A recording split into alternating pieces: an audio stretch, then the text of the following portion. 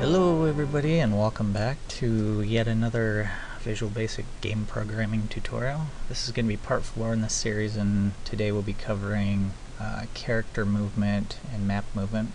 Of course we have to add a character to the screen, so we'll be covering that as well. So let's go ahead and get started here. I'll be picking up where I left off in part 3. If you don't have the source code for that, you can just go to my previous video and download it, and also at the end of this one I will include the source code when we're done, so that will be available. So the first thing we're going to do is go into our graphics form, and I'm going to add a picture box, and I'm going to call this picture box PB Toon for our character. And for my image source, I'm going to grab my little toon guy here. There we go.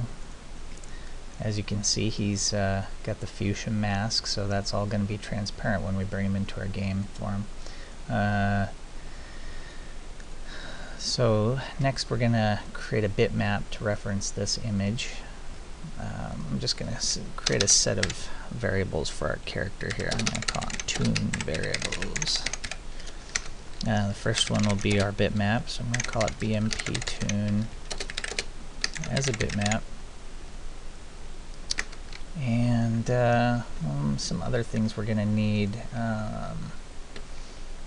We're going to need movement variables and things like that. So I'm going to go ahead and put in his X position as an integer. I'm going to go ahead and set that to a default of 0. Dim Y position. And the reason I'm creating these, you'll see later on, essentially what I'll be doing is, wow, I can't type this morning. These are going to be incremental movements as opposed to just moving, the entire tile, because we really don't want our character, flying along at 32 pixels per second, or however fast the keyboard stroke goes through. So you'll see what I mean later on here. We're going to dim our movement speed as an integer. This is something,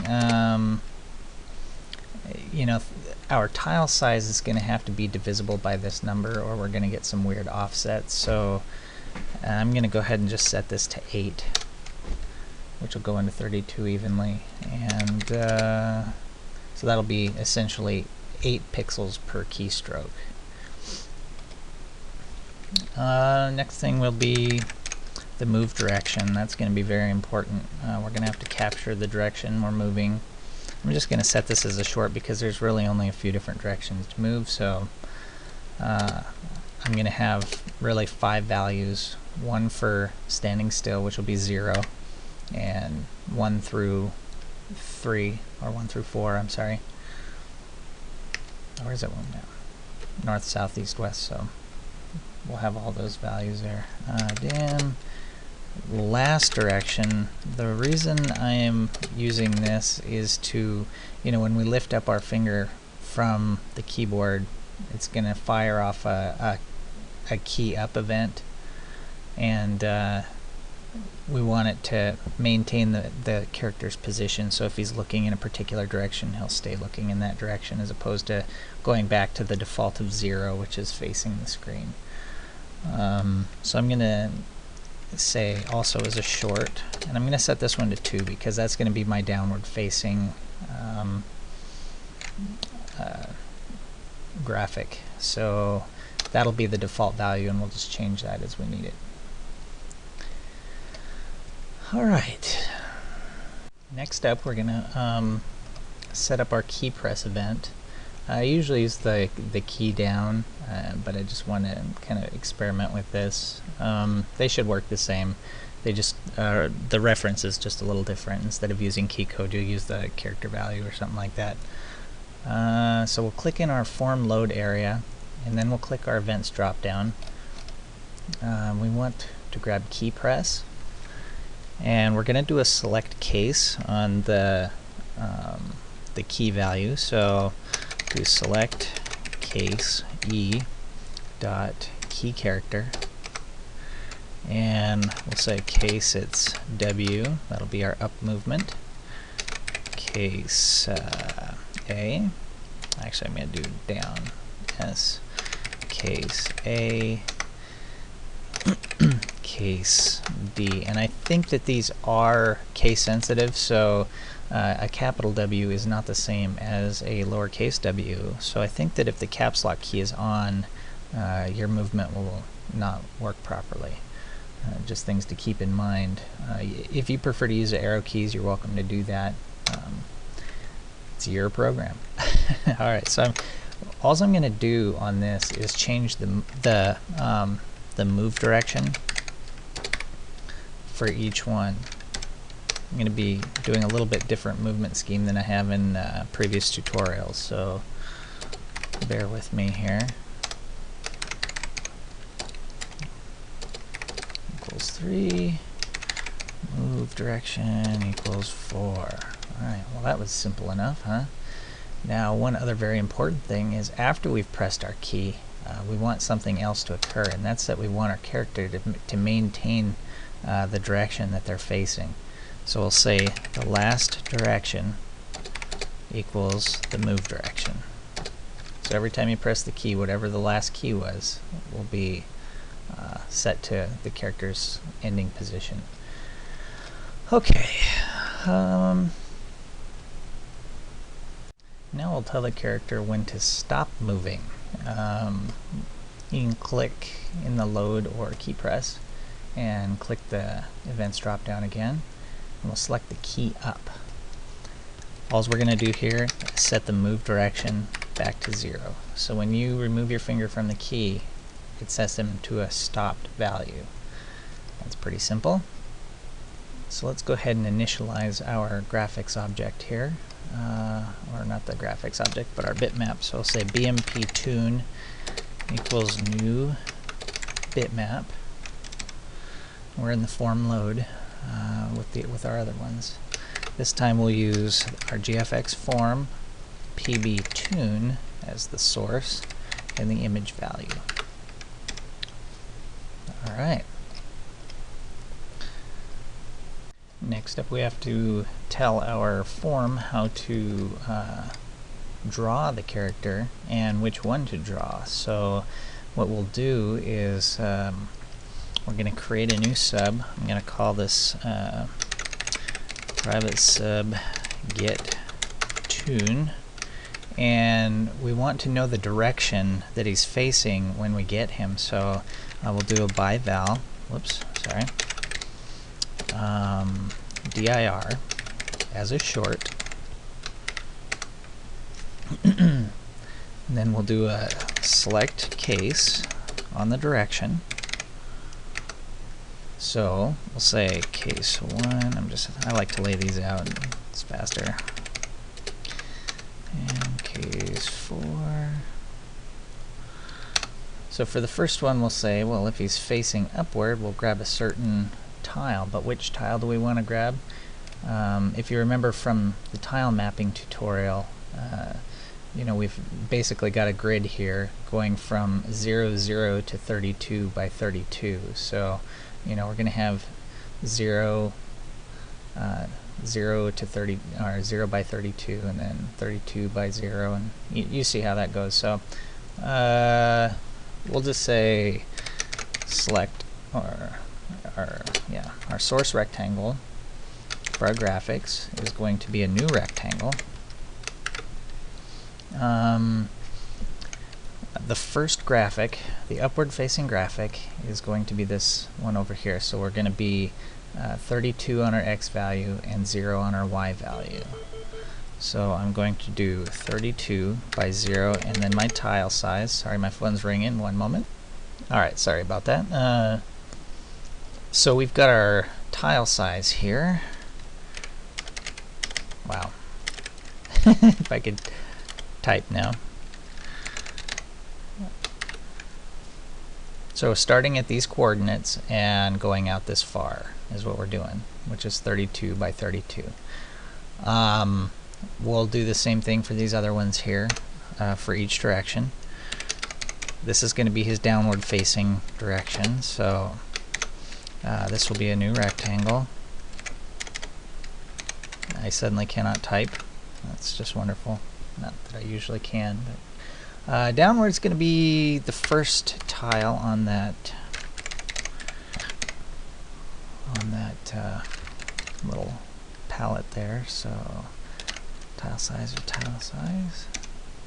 Gotta get my head back in the game here.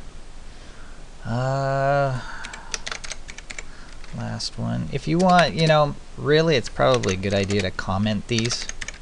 I'm just kind of being lazy here. This one's going to be the left facing, so that's going to be 32 and tile size. So you could reference a 0, 32 if you look back here, x 0, y 32. It's going to start right here and draw down. So that'll be the left facing. And then finally our right facing character. This just allows us to do this more dynamically, and you can add a lot more values in there, especially you're going to have to if you're going to animate your character and things like that.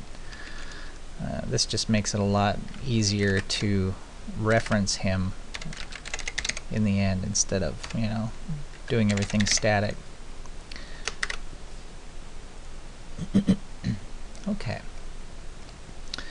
The next thing we will have to do is actually call our getTune in our drawing, in our draw graphics routine. So what we'll end up doing, remember that we're painting all of this in layers. So we've got our tile draws. Those should always be first because it's the background, and then you draw on top of your background. I'm doing a couple of fill rectangles, as you recall. I had a red and a blue one on the side that were I was using as a sort of map editor tutorial thing. And then I'm drawing a red box for my mice, or for my mouse, and then drawing some stats on the side of the screen. So really none of those are going to interfere with my character drawing. So I'm just going to draw him right here. I'm going to say draw tune, and then we're going to put all of our stuff here for him. So to get the correct image for our character, we're going to use our new getTune, and we're going to tell it to get the last direction. Okay, so whatever his last direction is the one it will draw. And then we're going to do our masking, our transparency. So we will make transparent color, and I'm going to use fuchsia as usual. Then last, we will use our graphics object to actually draw our character.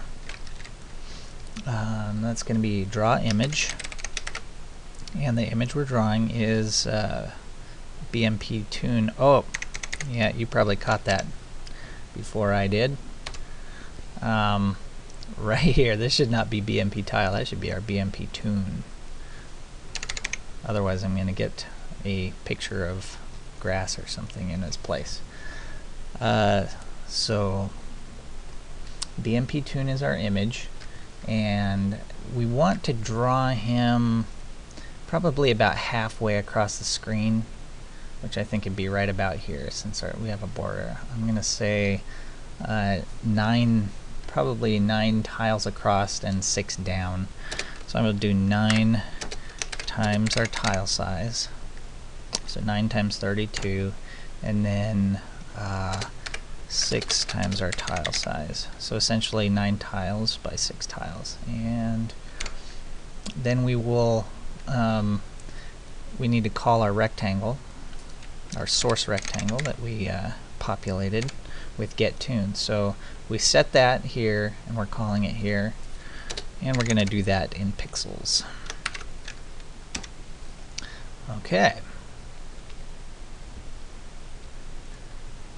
So let's just test this and see if it's handling our keystrokes and setting the character movement direction. Even though we're not actually moving, we are setting this variable here.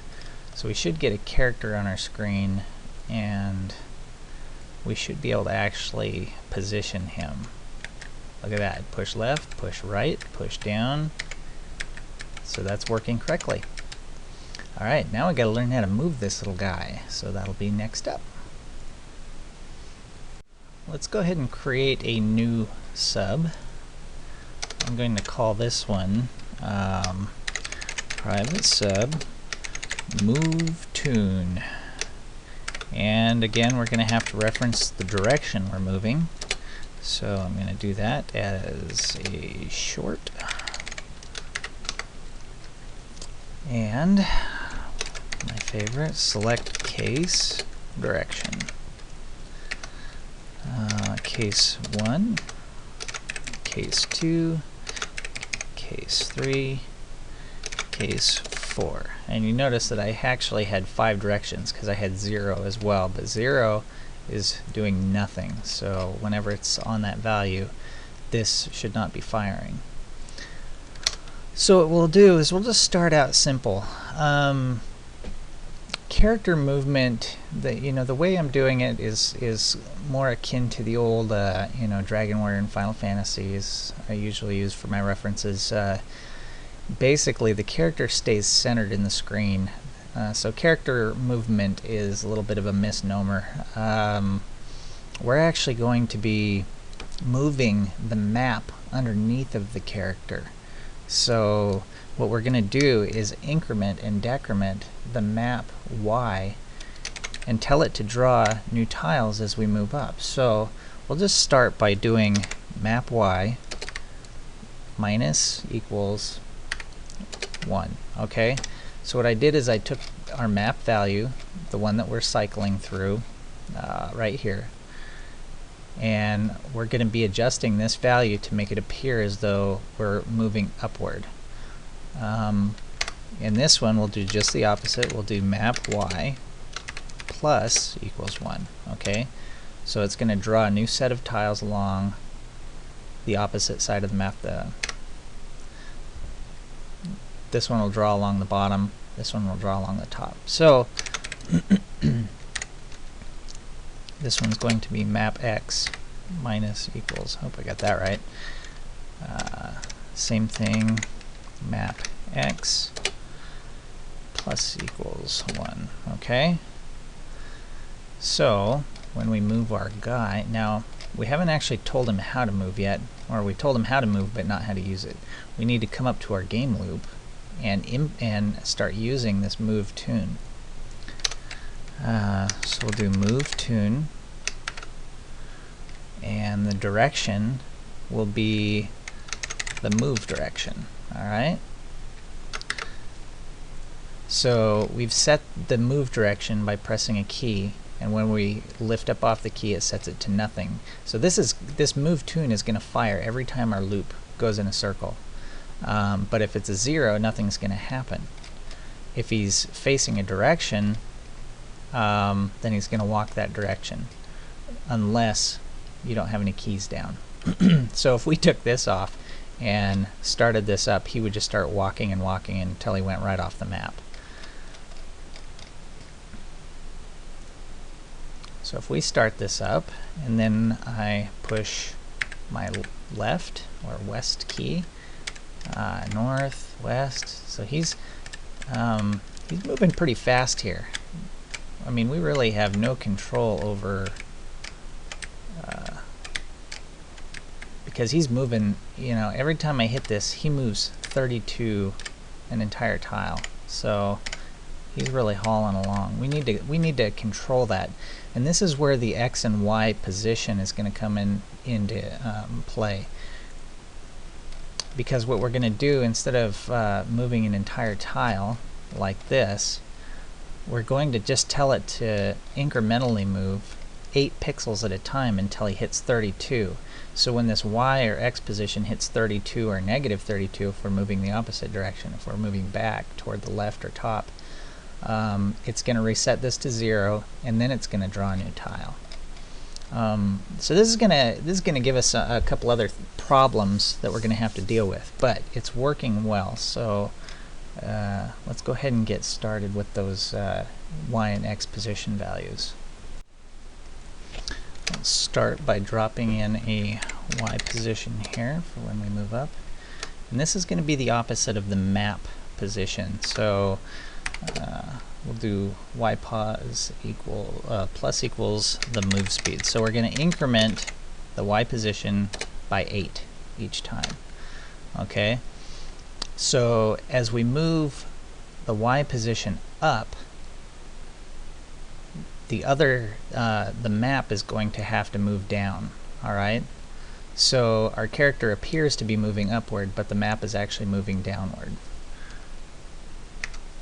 But we don't want it to draw tiles every time, or it's going to continue to draw tiles way up off the screen, because it's going to take 4 loops to reach 32. We're going to actually get 4 extra tiles up off the screen for every walk cycle, because we're moving by 8 here. So what we'll do is we'll say only draw our new tiles when the y pos is greater than or equal to the tile size, or 32. Okay.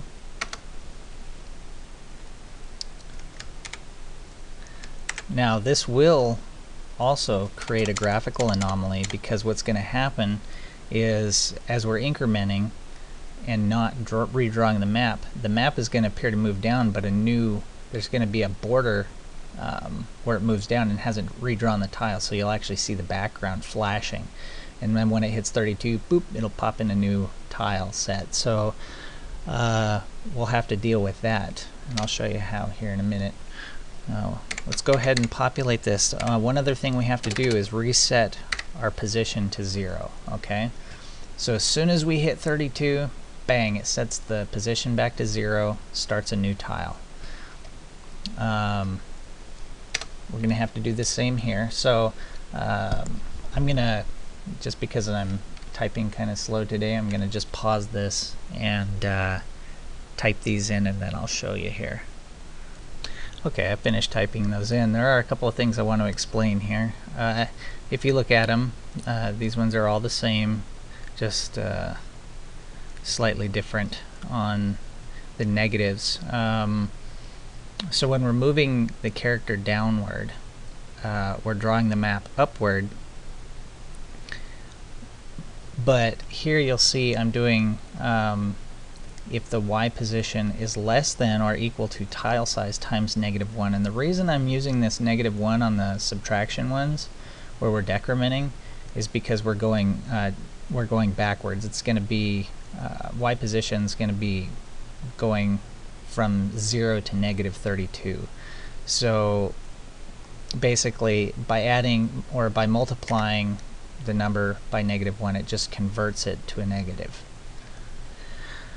Hope that makes sense. So if y position is less than or equal to -32, then do this. Same thing for the x position when we're moving left. Okay. Otherwise, everything else is the same. Now that we have our movement defined, we have to tell our draw routine how to utilize these x and y positions. So what we're going to do in our tile drawing, where we're actually looping through here, you can see I accidentally left these before. Instead of going from 0 to 19 like it was before in the previous tutorial, I've set these to -1, and I'll show you why. I'm going to set them back to 0 here. And what we're going to do for our destination rectangle, okay, well, in our tile drawing loop, I'm going to take these and add in the x position and the y position. So I want it to multiply the X and Y values first by the tile size, and then add in the X and Y positions. See, what we're going to be doing is incrementing, just throwing in a few extra pixels each time to give us the appearance of moving smoothly across the screen. So essentially that's what we're doing here by teaching it. We've already added in the game loop here our move tune and our movement direction. So next up we're just going to have to check and see if this is working properly. Alright. So I should be able to move smoothly across the screen. Look at that. No more moving 32 pixels at a time. It's got a nice steady gait there. One other thing, if we wanted to adjust our move speed now, we could say, well, 4 goes into 32 8 times, so let's see. Now he moves a lot slower. You can see how smooth that is, though. Now this is what I was telling you about. We're moving the entire map down, but it's not drawing the next tile until I hit 32 on my movement, on my X and Y positions. Same with the left, okay? So we sort of get this strange jumping. So what I do, there's a couple of ways to remedy this. We can actually draw a background colored, I'm using this wheat for the background. I could actually draw a rectangle over this to hide it. That'd be one way to hide stuff off the screen. Or another way is just to render one extra tile off the screen. So if I go to -1, that goes off the screen to the left, and if I go -1 on my Y, that one goes up off the screen. Doesn't handle the outside boundaries, unfortunately, but you can at least handle those sides with that. Let's see. One other problem that I've run into, here's another way I just wanted to show you here. We could move this up to get it off the screen. So we've pretty much handled 3 of the sides there. We've got a little bit on there still, unfortunately. There we go. Yay. So we could, I could draw something over this side, or it wouldn't be difficult to hide that. Move it in. Okay. Now, what I was about to say is one problem we run into with this particular key press, and really any key press. I don't know if it's a Visual Basic limitation, or if I should be using a different API for the key down and key press. Because whenever you go to switch keys, it registers the key up and sets us to 0. It doesn't matter if I do it this way or if I set it to a Boolean saying that I'm moving or something. It always will fire at some point and stop the key down loop, which means that when I go to switch directions, if I don't let him come to a complete stop, I get like a weird pausing. It's really really irritating. I would love to know how to overcome that. I haven't figured it out yet, but I will one of these days. As long as you let him stop, it's pretty smooth. So I'm going to set my movement speed back up to 8. That'd be a great little thing for your game if you want speed buffs or something. You can just adjust this variable. Say you get a speed up, and then you're just going fast. Anyway, I guess that pretty much concludes the character movement. It's nice and smooth. So some other things we'll have to work on are blocking tiles. You can see that I don't have any terrain collision on. I do have a tutorial on that already, so I'm not sure if I want to throw it in the series or not. And then we'll have to cover some stuff like animation and whatnot, but we're getting started here. We're doing pretty good. I guess that's it for now. So I hope this has been helpful, and I hope you've enjoyed it. I appreciate all the comments, and I've really been trying to help answer as many questions as I can, as I've been able to. So keep it up, and I enjoy seeing your projects. I will catch you later. Bye-bye.